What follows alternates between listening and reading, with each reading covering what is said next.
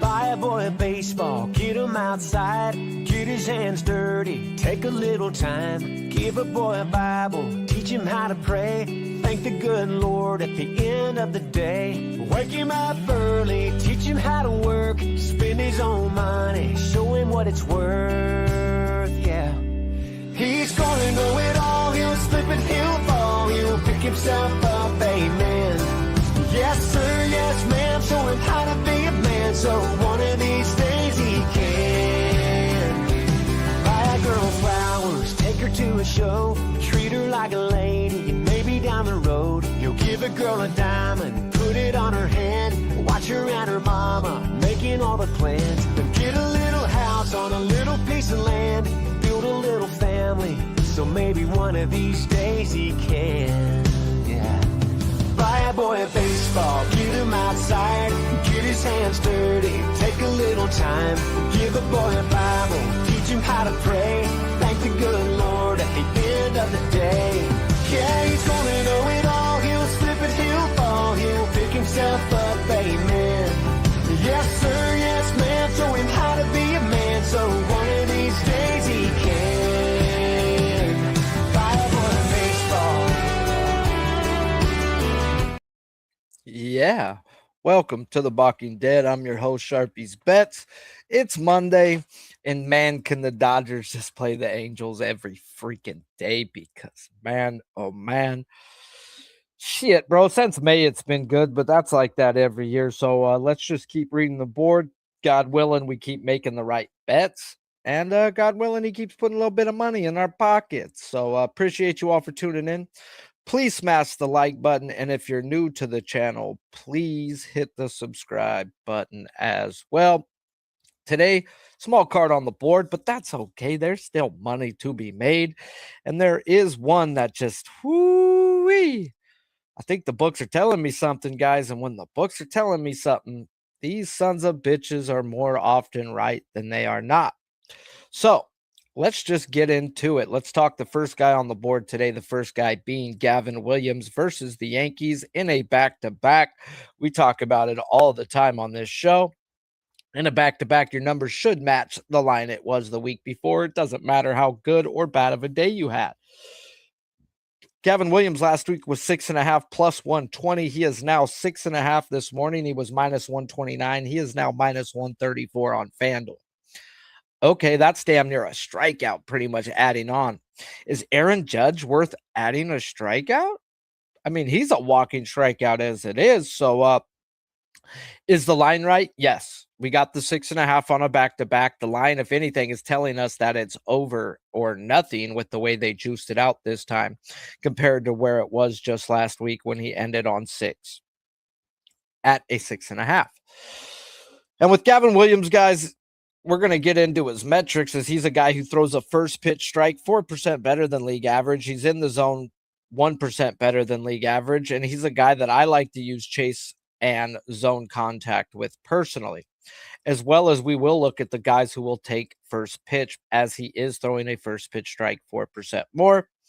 And if he gets you 0-2 to 2 is striking you out 49% of the time. Now, the Yankees are not striking out just 19.3%, walking 9.5% of the time with a top 7 ISO in the league versus right-handed pitchers. And Gavin Williams is going to shove today, fellas. But let's talk about it. That's something y'all probably already know. When we run through this projected lineup, I have one guy on the bottom hole in the 9-hole, Sanchez, that we cannot grade out. But out of the 8 that's gradable, we have 6 who are going to take first pitch. We have 5 who are bad at zone contact, with 4 who will chase. Now, just off metrics alone, I have him with 7 with the question mark down at Sanchez, so a half, 7.5. And we're sitting at a 6.5. Now, I run through this lineup, and it's pretty much the same thing we talked about last week. Chisholm, Rice, Bellinger. Can he get one from them? He got 2 from Rice last week and didn't get them and Caballero in 7 at-bats has not struck out to this man, but everything says he should, and today should be the day. As Caballero, McMahon, Jones, and Goldie are all walking strikeout plus to this man. Chisholm's going to go down as well.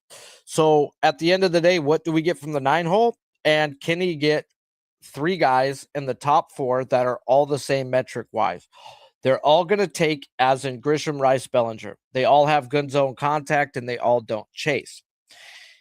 If you're going to take versus this man, you're going to put yourself in a shitty spot. Yes, he can get 1 from Grisham, Rice, Bellinger. The 7 is there. The 8 is there. And the only other way I would bet this personally is the Cleveland Guardians full game strikeouts over, as they have the number 1 bullpen strikeout percentage and K per 9 over the last 3 weeks. And this is a atrocious lineup once you get off of Grisham, Rice, and Bellinger. So even if Gavin doesn't get it, the bullpen can get it from the back half of them for us. So I'm loving Gavin Williams today, but I'll probably more bet the full game strikeouts with the Cleveland Guardians myself. Appreciate you guys all for tuning in. Smash that like button if you're new to this channel. If you're new, please hit the subscribe button. If you like what you're hearing, smash that like button. Next guy we will talk about on the show, as Gavin Williams is looking like a bet for us, but do follow me on Twitter at Sharpies Bets. I will tweet out every bet I do make. Just because I say I think I'm going to bet it doesn't mean I'm going to bet it. Mr. Sanchito, Christopher Sanchez at the Blue Jays. This morning, he was 6.5 at plus 100. Then he moved to like a minus 110. But now he's plus 108 to the over. And I get it. As disgusting as this sound, is the line right for old Sanchito? Sanchez's line is right, in my opinion. He's actually 8-2 to the over 6.5. That's going to equate to like a minus 170, minus 180. But the books are respecting the shit out of this past history of 42 at-bats and just 5 strikeouts at a nasty, and I mean not nasty and good, a disgusting 12% pass history and 42 at-bats. So yeah, they freaking dropped it to the juice of that type of pass history and then some more.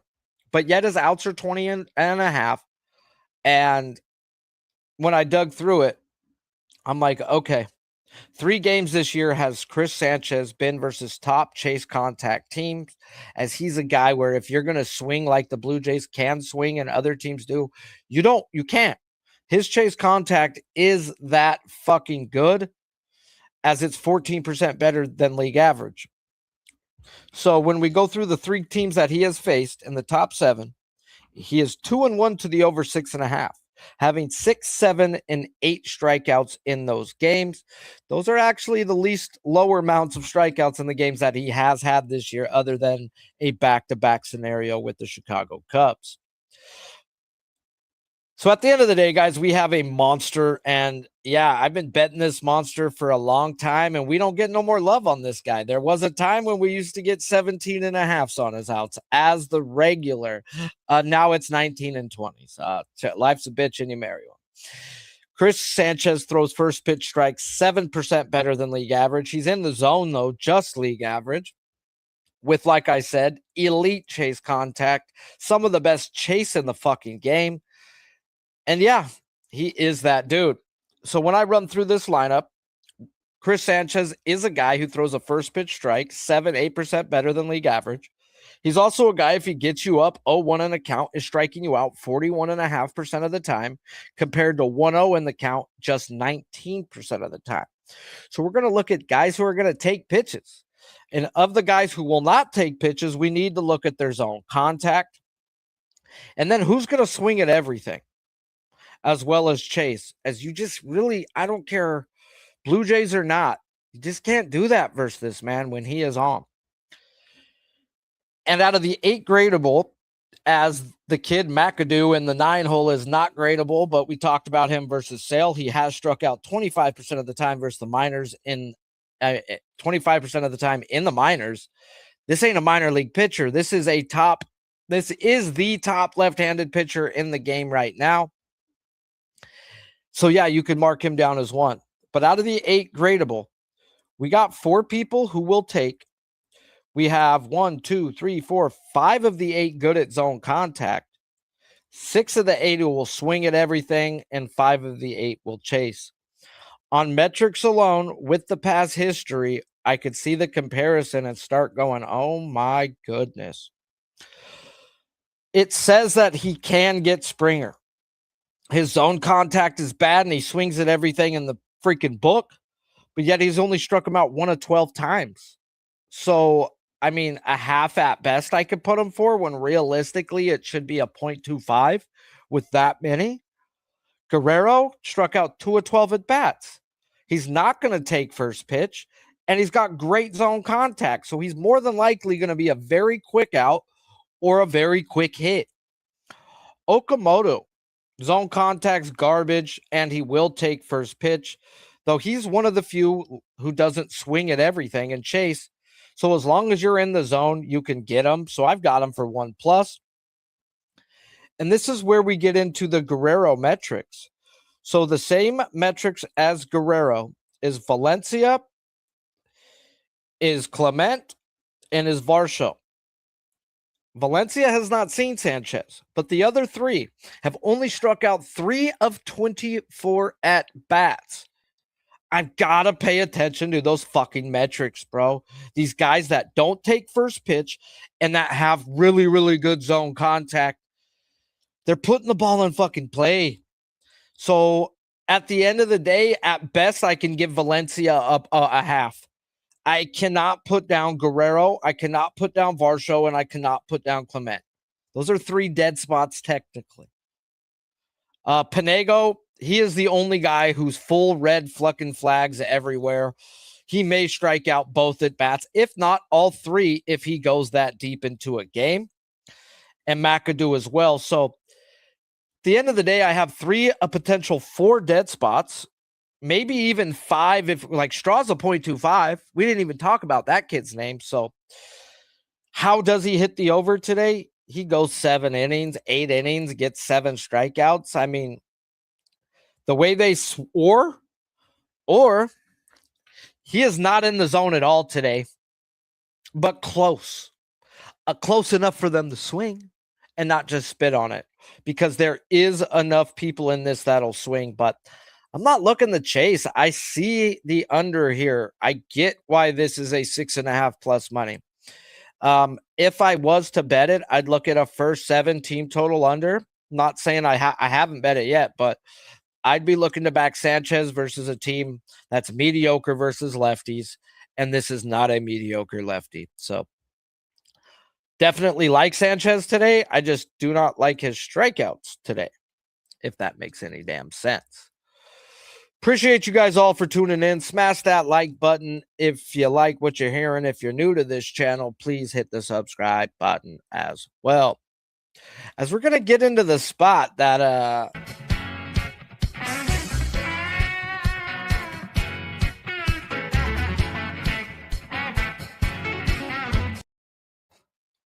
little bit of puppies. Who don't like puppies? But at the end of the day, puppies on this show are not a good thing, because it seems like everybody and their mother is betting this guy today. And I'm going to tell you why the fuck I'm not going to bet him. And we're talking Spencer Arrighetti at the Angels. And the Angels, a team that is pick onable, right? Team we've been picking on at least. They're not walking, striking out 23.5% of the time, with a little bit better than a middle of the pack guy, so closer to the top 10. And then we got a guy like Arrighetti, a guy who has a problem throwing first pitch strike, maybe some of the worst I've ever seen in the game right now. 7% worse than league average. Or no, that's even worse. 8 to 9% worse than league average. Garbage. Bad zone contact. Out the zone 3% more than league average. He has bad chase contact this year, where it's been elite through his short career, as well as he needs you to chase. So we've got a whole lot to track this motherfucker by, just metric wise, because he is a fucking handful. And is the line right? as he has some crazy pass history, just 17 at bats, but he has struck them out at a 41% clip. Small, but still real good, as he's just 2-7 to the over 5.5 this year and 5-4 to the over 4.5. As I ate juice last week versus Pittsburgh, granted minus 115, and there was no pass history. And now that there is pass history, and yet it's a plus money, even money type of bet, man, shit is not adding up. Not today, Satan. As a guy who's only given up 3 runs in 1 of his 9 starts today, and 0 of his starts in the prior pass versus the Angels in 2 starts, his earned runs are at 2.5 at a pick'em. If that was a sign to ever tell me a guy was about to get the living shit kicked out of him today, that would be it. Before we get into his K prop, the books are telling me that Spencer Arrighetti gets touched and touched bad. His earned runs are at a 2.5 at a pick'em, fellas. He hasn't given up 3 runs but 1 of 9 games this year. No, they don't do shit like that. So you're looking for a little Parleski piece, bro, like as crazy as it sounds, the books are telling me Spencer Arrighetti's getting touched. So when we go into the metrics, guys, I start to see why the books are not putting plus money. As he is a guy, if he goes 0-1, gets you 31% of the time compared to 1 ball, 0 strike, just 16%, and doesn't need you to swing first pitch. Well, you got that in this lineup. You've got 6 of the 9 that'll swing first pitch. You've got fucking 8 of the 9 that'll swing at everything and help you. Now, the issue here is the zone contact in this lineup. We have 6 of the 9 projected better than league average, as well as the chase. 1, 2, 3. We only have 3 guys who don't chase. So when we go through the metrics, and we've taken the fact that I like to use zone contact with chase, those are the 2 I key in on. I've got a dead spot potentially in Trout, Meckler, Chenal, and Madrigal. 4 potential fucking dead spots. That's why the books are okay with giving you plus money on Spencer Arrighetti today, in my opinion. As can he get? I got Neto for 1.25. We've got Peraza for 1.25. We've got Adele for 1+. Guzman in the 8 hole at 0.75 and Ohapi for 0.5. Everyone else is, man, good fucking luck. And the books with them even jumping his earned runs up. I could see a way to 4 strikeouts today. I'm not fucking with him. I'm good. I don't want none of this meatball today because the books are telling me he's about to get served up and eaten like a spaghetti meatball. Last guy we're going to talk about before we head off to work for the day is going to be Kyle Harrison at the Oakland A's, as minus 125 this morning is now minus 146 to the 6.5 now. And we talked about it last week, and we've talked about it a few other times with Kyle Harrison. And we talk about how chase contact, zone contact through the years have been his bugaboo. Now, just off of metrics alone, do I want to bet this guy? It says no. Now, hear me out. We have Kyle Harrison. Let's read out his metrics before I get into what I wrote on him down just off of.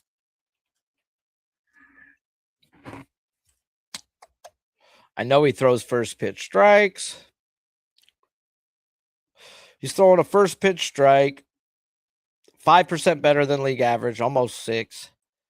His chase contact is better than it's ever been, but granted, it's something we do need to pay attention to. And he's in the zone 2% more than league average. So with a guy who's in the zone that much, and a guy who throws first pitch strikes, we need to see who's going to take, and of the ones who don't take, who has bad zone contact. Zone contact is going to play key when we're in the zone 2% more than league average, as well as we do need to pay attention to his chase contact, where through the years, and even this year when it's came up, it has been the reason why. And we get into it. We have 8 of the 9 guys in this projected lineup that are not going to take. They're going to look to swing the fucking bat. And of those 8, 2, 3, 4. 4 of the 8 have good zone contact. But yet, of those fucking 4 who have good zone contact, only 2 are grading out as dead spots, as the chase contact on Thomas and Langers are no bueno. So when I go through this, metrics-wise tells me no. It says 5, as I have multiple dead spots in the metrics. We have Heim, we have Hernandez, and we have Langers and Thomas as 0.25s by the metrics. And then we run his pitch mix. You got to pay attention to the whiff when a guy is in the zone that much. And just off of whiff, I have him for 7.5 on a bad day, as 6 is going to be his very worst. Granted, that means he goes out and throws 100 pitches and doesn't get sodomized. He's still got to show up and get the job done. So I get it if you're on the over. The chase contact, which has been a bugaboo, does say over on this, as 6 of the 9 projected are worse than league average.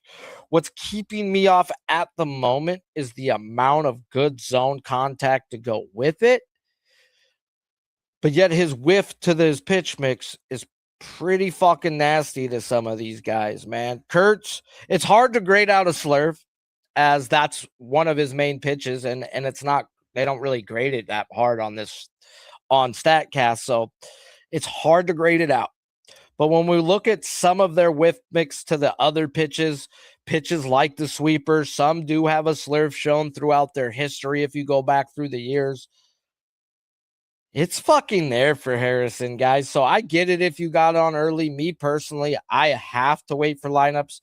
The Oakland A's is a team that could run a McNeil out there versus a lefty, and there's a few other guys that could be put in that may be potential dead spots or just straight walking strikeouts. So we'll see how he goes when it comes down to Harrison. Right now, Gavin Williams is looking like my best bet of the day, or maybe even my only bet, but I may just bet the Cleveland Guardians team total strikeout over.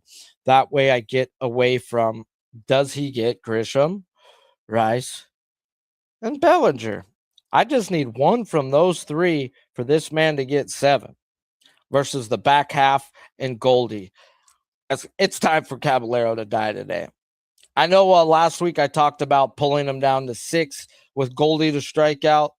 I probably don't hate that as either, because it's not just the pitch mix, it's the metrics that says Goldie's going down. So 1, 2, 3, 4, 5.5, 6.5. I got him for 7 plus a question mark. So I think Gavin Williams shoves. The books are telling me Gavin Williams shoves. And I get it. I think Spencer Arrighetti, the books are telling me he's going to get the living dog piss kicked out of him.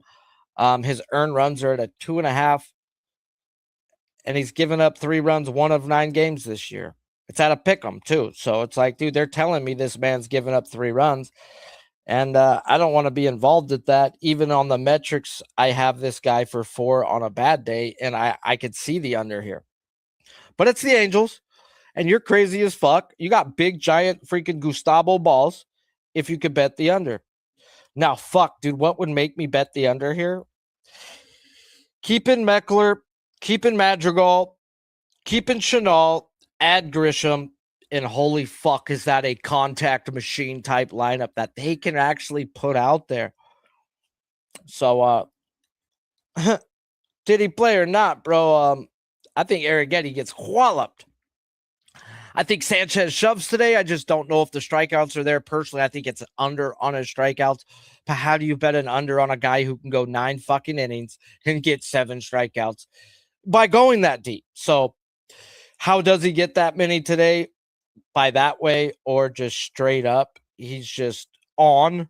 Because if he's on, he's Chris fucking Sanchez. And then we get into Kyle Harrison, guys. It looks like he shoves by the pitch mix.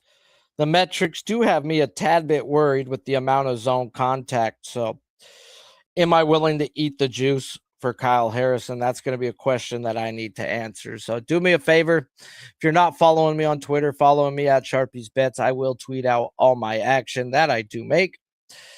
And yeah, smash the like if you haven't. It's time for me to get dressed and head on to my 9 to 5. Until then, let's have us a day. Let's get to the money. Let's get to the Money. Let's get to the Money. Let's get to the motherfucking money. Fuck the bookies, fuck the bookies. FTV screaming fuck the bookies, fuck the bookies, fuck the bookies, fuck the bookies, fuck the bookies, fuck the bookies, fuck the bookies. FTV screaming fuck the bookies, fuck the bookies, fuck the bookies. Middle finger in your ass, screaming fuck the bookies. Woke up in the morning, grab my little black hood. Yesterday can eat a dick, cause we lost by the hook. Can't win them all, so you never see me get shook. Today's a new day, the bookmaker's getting cooked. When I spot a dirty K of 4 units getting played, always find the value, I will never be afraid. Scary money don't win, but I'm not going all in unless I see a bet I love, then I put my balls on a bookie's chin. Let it all soak in, doubling my bread, winning money with my friends. If you got the itch and you wanna go big, follow Sharpie Bets and you gon' really fucking win. This is not financial advice, it's entertainment. But if I find the right price, believe I'm parlaying it. You can see my spreadsheet, I'm winning, not just saying it. Profit in the green every week, I'm never negative. I can bet an ace or a shitty all pitcher. Pick the right spot.